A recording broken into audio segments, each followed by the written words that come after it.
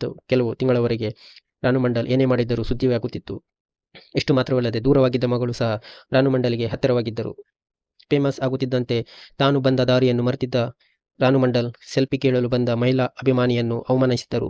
ಮಹಿಳಾ ಅಭಿಮಾನಿಯೊಬ್ಬರು ಭುಜ ಮುಟ್ಟಿ ಕರೆದಿದ್ದಕ್ಕೆ ರಾನು ಮಂಡಲ್ ಕೋಪಗೊಂಡಿದ್ದರು. ಈ ವಿಡಿಯೋ ವೈರಲ್ ಬಳಿಕ ರಾನು ಮಂಡಲ್ ವಿರುದ್ಧ ವ್ಯಾಪಕ ಆಕ್ರೋಶ ವ್ಯಕ್ತವಾಗಿತ್ತು. ಫ್ಯಾಷನ್ ಶೋ ಒಂದರಲ್ಲಿ ರಾನು ಮಂಡಲ್ ವಾಕ್ ಮಾಡಿದ್ದರು. ರಾನು ಮಂಡಲ್ ಅತಿಯಾದ ಮೇಕಪ್ನಿಂದ ಸಿಕ್ಕಾಪಟ್ಟೆ ಟ್ರೋಲ್ ಕೂಡ ಆಗಿದ್ದರು. ಸ್ನೇಹಿತರೆ, ಯಾವಾಗಲೂ ಅನುಭವಿಸಿದರು ಮತ್ತು ಹಿರಿಯರು ಹೇಳ್ತಾ ಇರ್ತಾರೆ, ಹಣ ಅನ್ನೋದು, ಹೆಸರು ಅನ್ನೋದು ಹೀಗೆ ಇರುತ್ತೆ ಅನ್ನೋದು ಹೇಳೋಕ್ಕಾಗಲ್ಲ. ಇದು ಸಹ ರಾನು ಮಂಡಲ್ ಲೈಫ್ನಲ್ಲಿ ಆಗಿದ್ದು ಇದೆ. ರಾನು ಮಂಡಲ್ ಈಗ ಕೆಲಸವಿಲ್ಲದೆ ಖಾಲಿ ಕುಳಿತಿದ್ದಾಳೆ.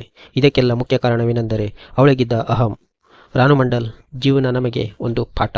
ರಾನು ಮಂಡಲ್ ಈಗ ಒಂದು ಹಳೆಯ ಕಟ್ಟಡದಲ್ಲಿ ವಾಸವಾಗಿದ್ದಾಳೆ. ಅವಳು ಈಗ ಒಂದು ಹೊತ್ತಿನ ಊಟಕ್ಕೂ ಕೂಡ ಕಷ್ಟಪಡುತ್ತಿದ್ದಾಳೆ.